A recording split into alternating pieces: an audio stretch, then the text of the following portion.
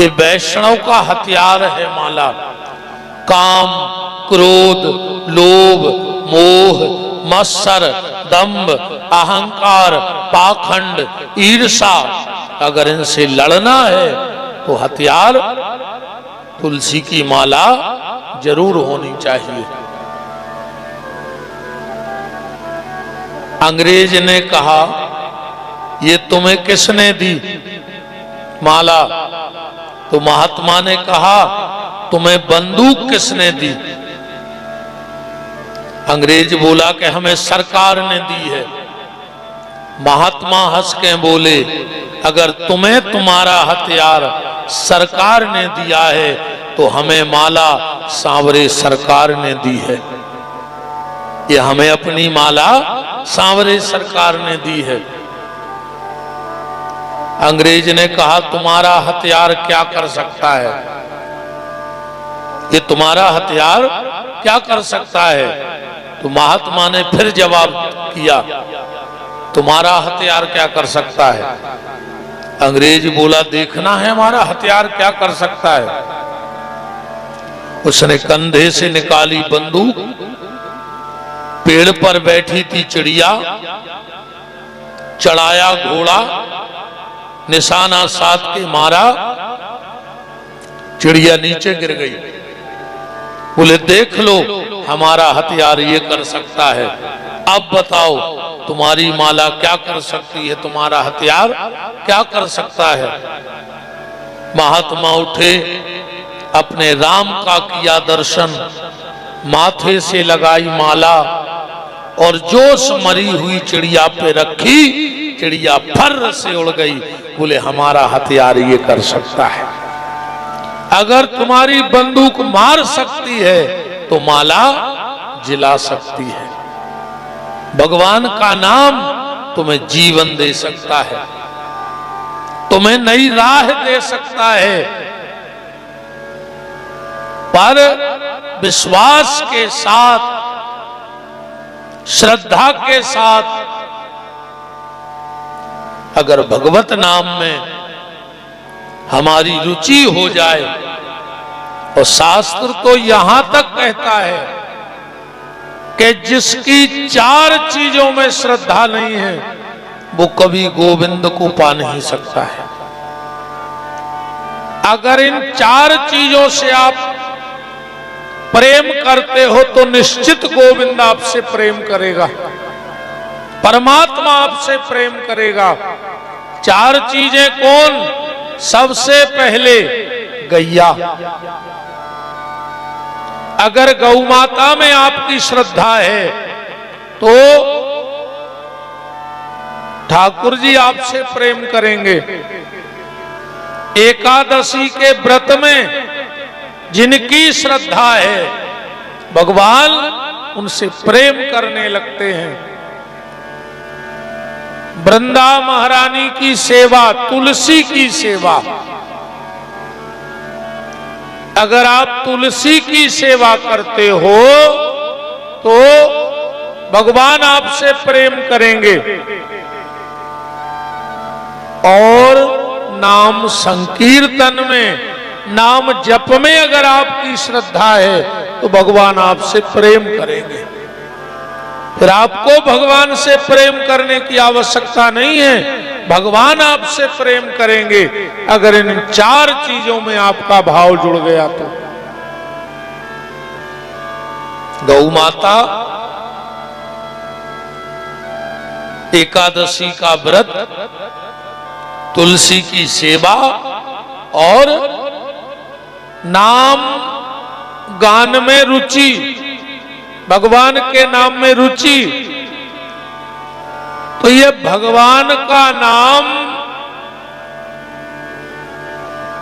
मुर्दे को भी जगा देता है। और गोस्वामी जी कह रहे हैं कि जो नाम नहीं ले रहा है वो जीते जी भी मुर्दे के समान है। अगर भगवान का नाम तुम्हारी जिह्वा से नहीं निकलता तो तुम जीते जी भी मुर्दा हो। जिन हरि भगत हृदय नहीं आनी, तो जीवत सौ समान ते ही प्राणी। तो बिना नाम के जीवन कैसा? जब हनुमान जी रावण के दरबार में पहुंचे,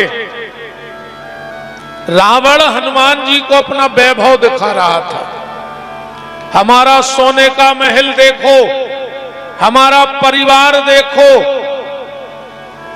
हमारी पहुंच पकड़ देखो। हनुमान जी देख ही नहीं रहे थे। रावण को गुस्सा आ गई और गुस्से में कहता है, क्यों रे बानर, मैं तुझे अपना वैभव दिखा रहा हूं और तू देख नहीं रहा है। हनुमान जी ने बड़ा प्यारा जवाब दिया। कहा, रावण, जो तेरे घर में है वो मैं देखता नहीं हूं और जो मैं देखता हूं वो तेरे घर में है नहीं। रावण ने कहा, मेरे घर में किस बात की कमी है? किस चीज की कमी है हमारे घर में? हनुमान जी बोले, रावण, तुम विद्वान हो, तुम खुद बताना कि तुम्हारे घर में किस चीज की कमी है। रावण ने कहा, पूछो। हनुमान जी ने कहा, रावण, एक बात बताओ, किसी नारी के लिए करोड़ों रुपए का जेवर पहना दो और उसे कपड़ा ना पहनाओ तो क्या कोई समझदार व्यक्ति उस तरफ देखना पसंद करेगा? रावण कहता है, नहीं करेगा। हनुमान जी बोले, तो तेरी हालत भी ऐसी हो गई है रावण। बसनहीन नहीं सोह सुरारी और सब भूषण भूषित बर नारी, ऐसा सुंदरकांड में लिखा है। तो बिना भगवत नाम के, बिना भगवान के नाम के सब व्यर्थ है। इसलिए नाम जपते रहो, नाम लेते रहो, जैसे बने वैसे लेते रहो। हम लोग कल पहला श्लोक से महापुराण का सुने थे कि हे सूत महाप्राज्ञा सर्व सिद्धांत विता प्रभु आख्याही में कथा सारम पुराणानाम विंशता। सूत जी महाराज से शौनक ऋषि कह रहे हैं कि अब आप हमें कथा का सार बताओ।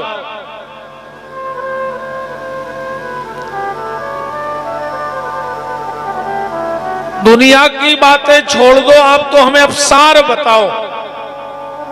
सूत जी महाराज शिव महापुराण की कथा का उल्लेख कर रहे हैं। और कल हमने आपको बताया था, अश्वमेधम कृतम, चाहे अश्वमेध यज्ञ कर लो और चाहे जीवन में एक बार घर में शिव महापुराण की कथा सुन लो। शौनक ऋषि बोले कि आपने तो बड़ा महत्व बता दिया शिव महापुराण का, क्योंकि कलयुग में अश्वमेध यज्ञ करना संभव नहीं है। हमने कल भी कहा था।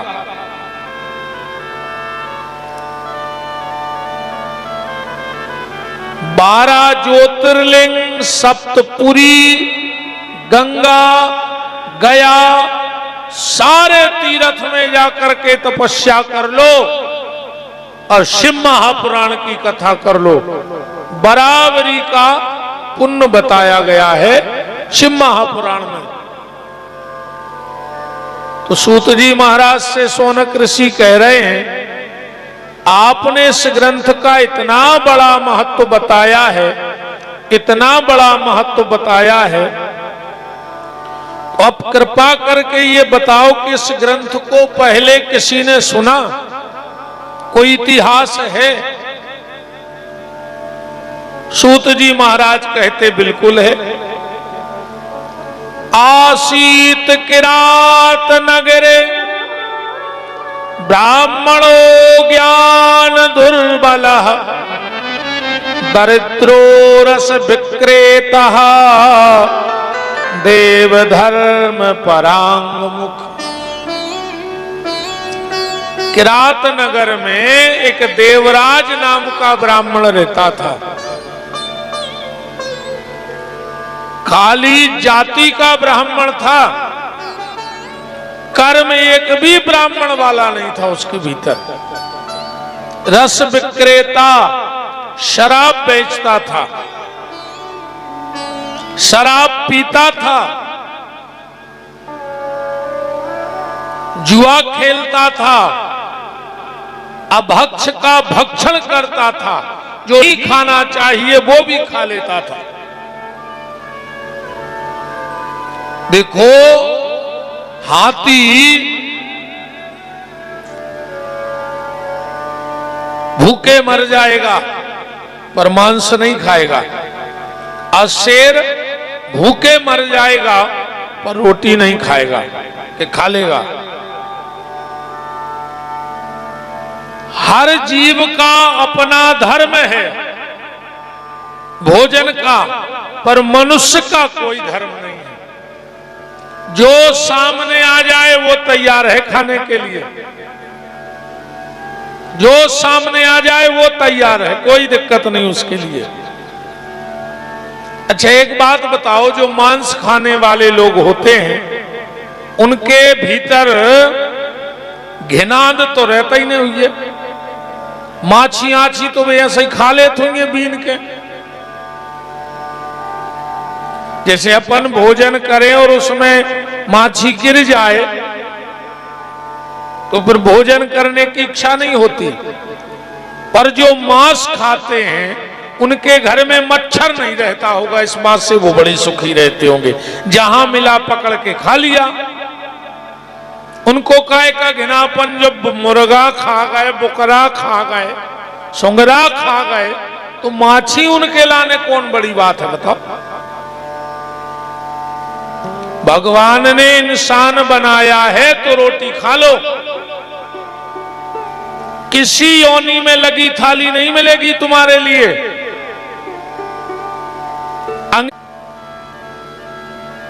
मां को मार डाला, पिताजी को मार डाला, पत्नी को भी मार डाला।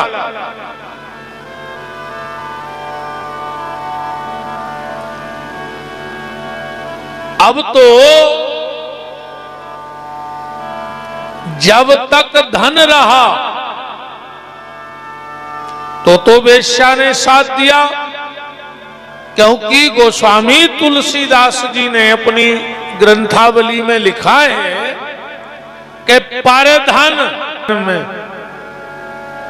दूसरे का धन और दूसरे का मन हरने में ऐसी महिलाएं बड़ी चतुर होती हैं। पर धन पर मन हरण में गणिका बड़ी प्रवीण, और तुलसी चतुर वो जानियो जो राम भजन में लीन। जब पूरा धन देवराज नाम के ब्राह्मण का इस वेश्या ने हरण कर लिया, तो एक दिन इसको घर, अब ना तो मां बची, ना पिता बचा, ना पत्नी बची, ना परिवार बचा, और ना संपत्ति बची। देखो, जीवन में कष्ट 5 जगह से आता है। मानव जीवन में कष्ट कहां से आता है? 5 जगह से। पहला, संसार से। तो सबने सोचा पंडित जी हैं। अब मंदिर वालों को क्या पता कि पंडित जी का पिछला जीवन क्या रहा है। मंदिर में पड़े रहते, बूढ़े हो गए थे, 2-4 रोटी खाने को मिल जाती। कुछ दिन बाद मंदिर में शिव महापुराण की कथा बैठी। सूत जी महाराज कह रहे हैं कि शिव महापुराण की कथा बैठी और उसी समय इसको बुखार आ गया, ज्वर। अब कोई सेवा करने वाला तो था नहीं, थोड़ा बहुत कुछ पा लेता फलल, मंदिर में ही पड़ा रहता। अभी को मन काय को कथा में लगे, कथा में सबको मन नहीं लगे। एक बात बताना, किसी महिला की नाक कट गई हो, इतनी एक्सीडेंट में इतनी नाक कट जाए, अब उसको तुम कितनी बड़ी ज्वेलरी की दुकान में ले जाओ, ओके का काम की बताओ। चाहे राजस्थान का सोना हो, चाहे जयपुरी हार हो, कितनी महंगे सोने की दुकान में ले जाओ, पर जिसकी नाक कट गई उसके लिए सोना किस काम का। जैसे नकदी के लिए सोने की दुकान किसी काम की नहीं है, ऐसे ही कपटी के लिए भगवान की कथा भी किसी काम की नहीं है, उसका मन नहीं लगेगा कपटी का। कपटी आदमी कथा सुन ही नहीं सका, कथा में बैठा ही नहीं सका। तुम जबरदस्ती लेवाई लिया हो सो तुम्हें बैठा के भाग जाए, चाहे फिर वो तुम्हें लेवावे आज शाम को गाड़ी से।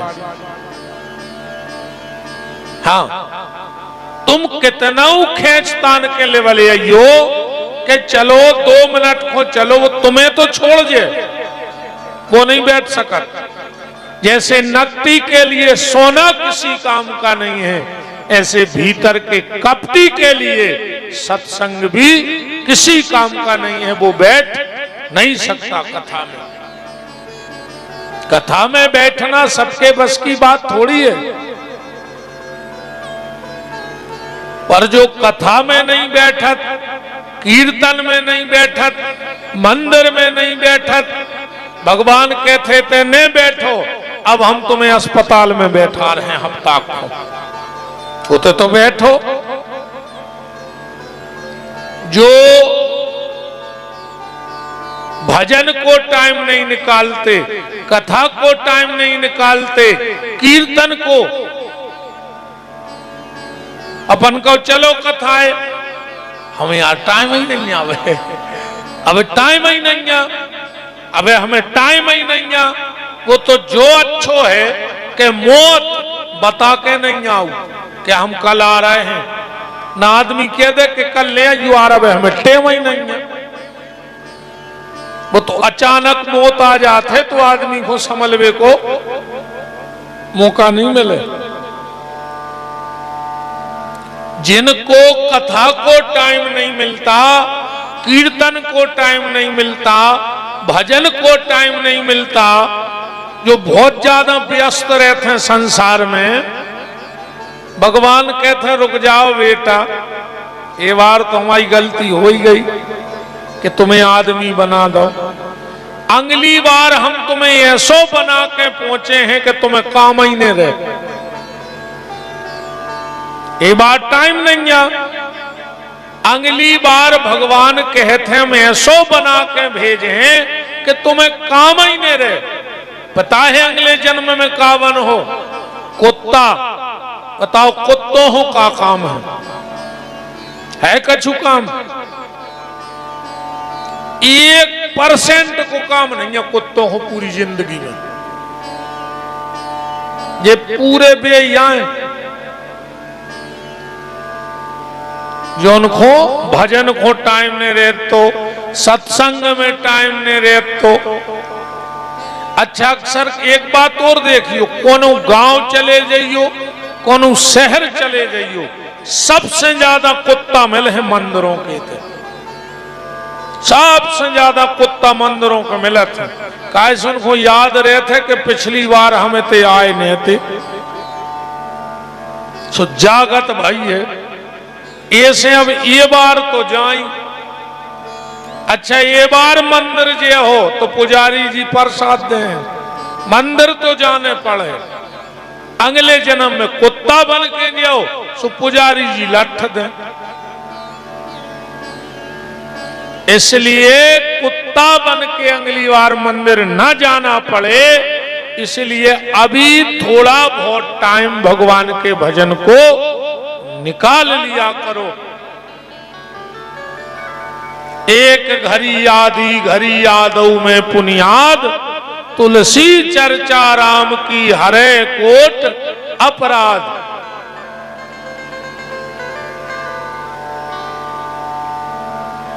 और फिर भैया एक बात और समझ लो,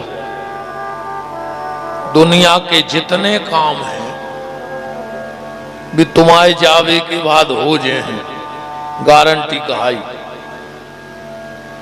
तुम आधो मकान बना के मर जाओ,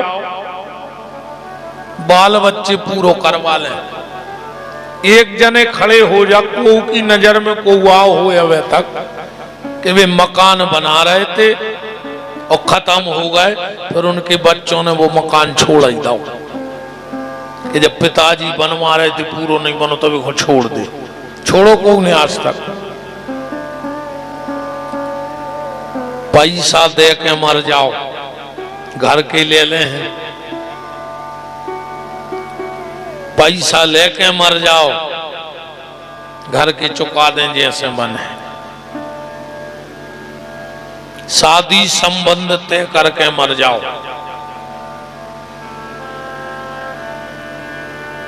घर के पूरो कर ले, जरूर रुके भी थोड़े से कि होली हो जाए, रंग डल जाए।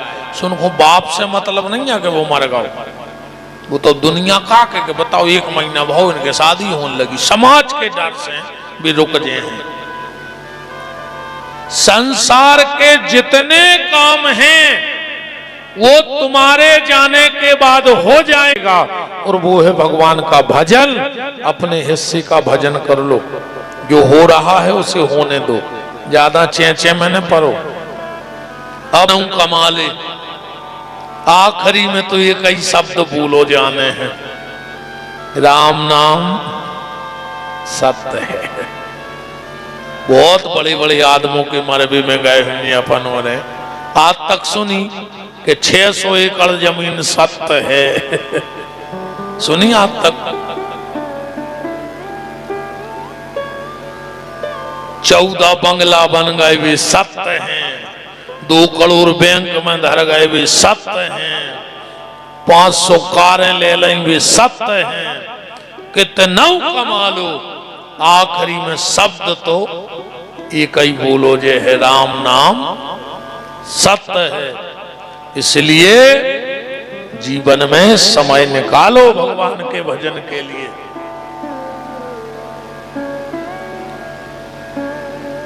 अपने जीते जी कुछ ऐसा करके जाना, अपने जीते जी कुछ ऐसा करके जाना कि तुम्हारे मरने के बाद तुम्हारे बच्चों को तुम्हारी आत्म शांति का उपाय न करना पड़े।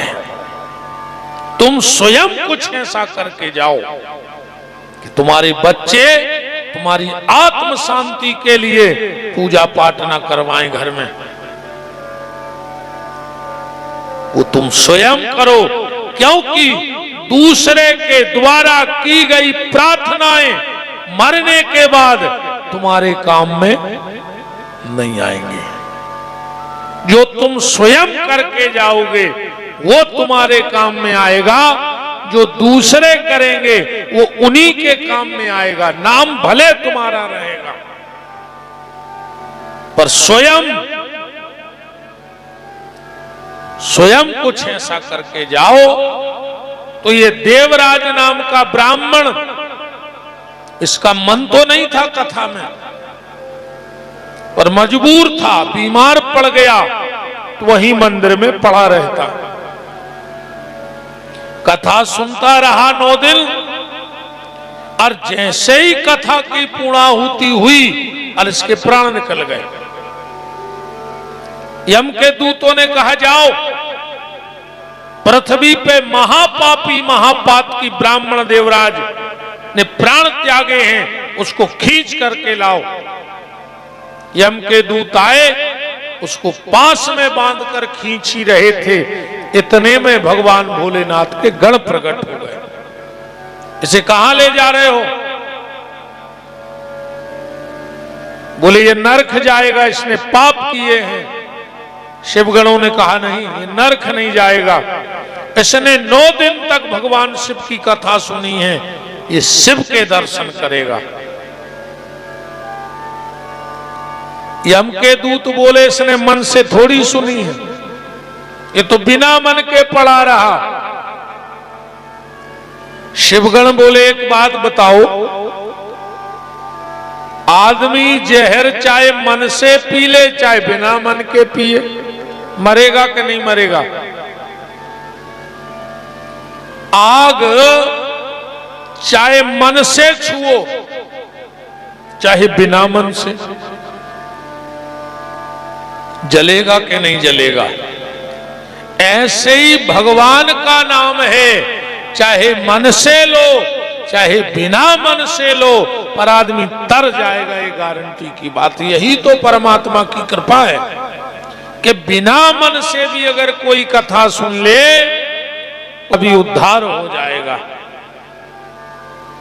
सूत जी महाराज कहते हैं कि देवराज नाम के ब्राह्मण ने बिना मन से भगवान की कथा सुनी तो वो शिव के धाम को चला गया, और जो श्रद्धा और भाव से भगवान शिव की कथा सुन ले उसका तो जीवन में आनंद ही आनंद हो जाएगा। सौनक ऋषि बोले कोई और प्रमाण है? बोले हाँ, एक प्रमाण और है। दूसरा कौन सा प्रमाण है? बोले बिंदुक नाम का ब्राह्मण था, ध्यान से सुनना। यहां तो अकेला देवराज बेकार था, बिंदुक का तो पूरा गांव ही बेकार था, पूरा गांव बेकार था।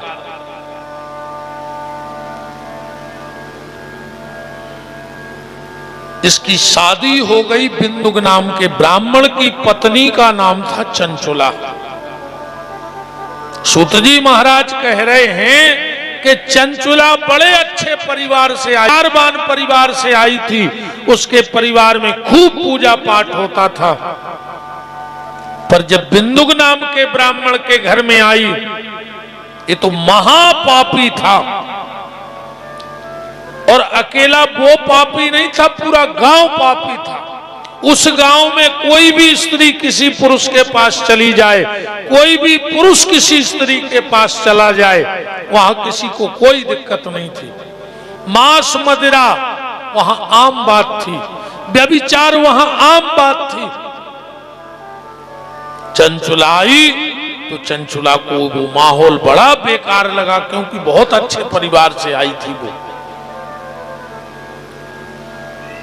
एक बिंदुक नाम का ब्राह्मण एक वेश्या के यहां जाता था।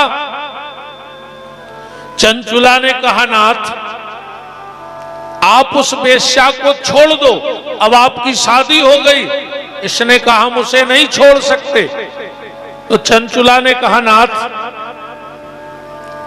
अगर तुम्हें उस वेश्या के साथ ही रहना था तो हमारा जीवन बर्बाद क्यों किया? हमसे शादी ना करते। अब आप महीनों घर नहीं आते तो ना तो हमें आपकी सेवा का सौभाग्य मिलता है। तो दोनों में बड़ा विवाद होने लगा। और एक बात बहुत ध्यान से समझना, जो अच्छे पति पत्नी नहीं बन सकते वो कभी अच्छे माँ बाप नहीं बन सकते। अगर अच्छे माँ बाप बनना है तो आपको अच्छे पति पत्नी बनना पड़ेगा पहले, क्योंकि आज के जो माँ बाप हैं वो कल के पति पत्नी हैं, और जो आज के पति पत्नी हैं वो कल के माँ बाप बनेंगे। जब माँ बाप में झगड़ा होगा तो आप बच्चों को क्या संस्कार दोगे बताओ? और आज वर्तमान समय में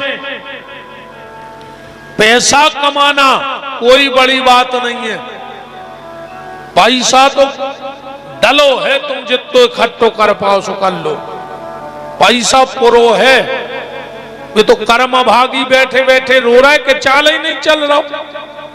कमावे खड़े तो हो जाओ। पैसा कमाना कोई बड़ी बात नहीं आज के समय में। नाम कमाना कोई बड़ी बात नहीं आज के समय में। सोशल मीडिया इतनी एक्टिव है कि 2 मिनट में पूरी दुनिया जानने लग।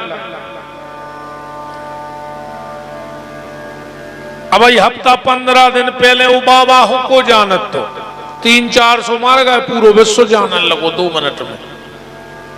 बताओ, एक पहले अपन ने सुनी थी कब उनको तो इतने बड़े बाबा जी हैं, अब सब जान रहे। नाम कमाना कोई बड़ी बात नहीं, पैसा कमाना कोई बड़ी बात नहीं। सबसे बड़ी बात आज के समय में है, अगर आप अपनी संतान को संस्कारवान बना सकते हो तो समझना आप दुनिया के सबसे धनी आदमी हो। संतान बिगड़ गई, तुम कितना महल बना लो,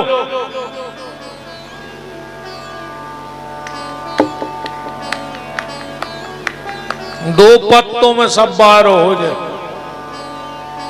और अगर जाय आदत पड़ गई तो आदत रात तुम ही बाहरे हो जाओ। तुम 2 गिलास एक्स्ट्रा फंस के आ गए, इतने लठ दे है तुम में के तो कुआ में कूद के मार जाओ ना, जहर खा लो। ज्यादा संपत्ति के पीछे न पड़ो।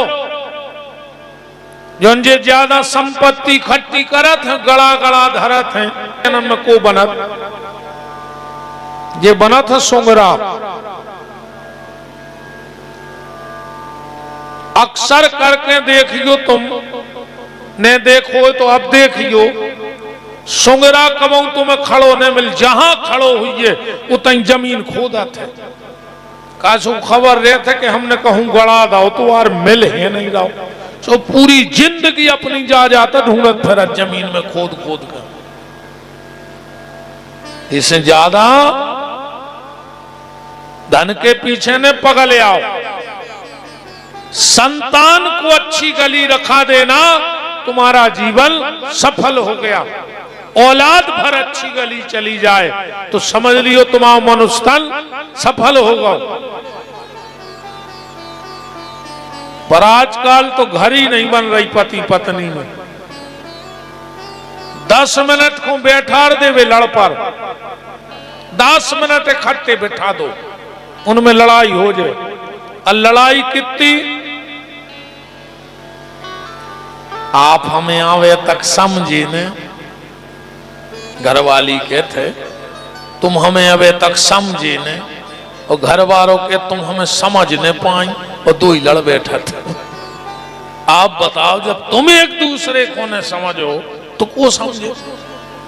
अच्छा, मम्मी पापा लड़े और बच्चा दूसरे कमरा में ताली बजावे गए कि बिना टिकट को खेल चालू होगा, देखो मजा जब तक देख सको, है ना। पति और पत्नी को कैसे होना चाहिए, पति और पत्नी को एक को सूर्य होना चाहिए और एक को चंद्रमा होना चाहिए। मतलब अगर कभी पति क्रोध में आ जाए, सूर्य की तरह गर्म हो जाए, तो पत्नी को चंद्रमा बन जाना चाहिए।